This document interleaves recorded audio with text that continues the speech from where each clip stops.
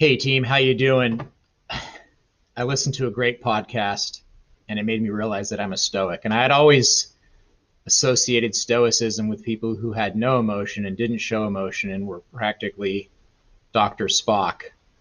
Uh, but what I realized is that I'm a stoic, sort of, and I wanted to share with you how I think we can all apply this to our coaching to make us better and get us through this time where everything is still really uncertain. I had always thought stoicism just meant not showing emotion, when in reality, at least according to this podcast, stoicism meant being happy, knowing that you've done the best you can with what you got, with the situation you're in. And I feel that I've run my teams that way for a long time. Oftentimes, I will, in my own private moments, be disappointed that it's too hot for us to do certain workouts that are essential to distance running for a good portion of our season, or that we don't have hills to train in, or that we are one of the smallest schools in our CIF division. But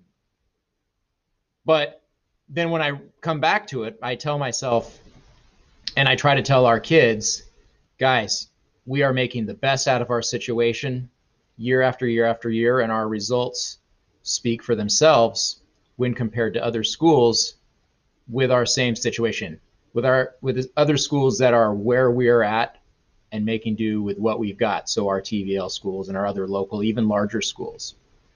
And so as we move forward with not being able to do certain things due to COVID-19, or having certain games delayed, or starts of seasons in jeopardy, I hope that you will be able to convey to your students the fact that they are still healthy and they are lucky to be healthy and have their youth, and have COVID be something that probably won't make them seriously ill, but at the same time, work with what they've got to be the best that they can be in whatever situation they may end up in.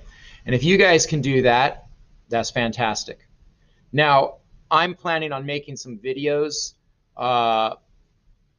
for certain strength training and conditioning ideas that we can do without the weight room, which is currently off limits. I hope you won't take them as me being presumptuous and telling you how to coach. I would rather you guys look at them as, hey, this is another thing that I can add to my arsenal to do the best that I can with what I've got where I'm at.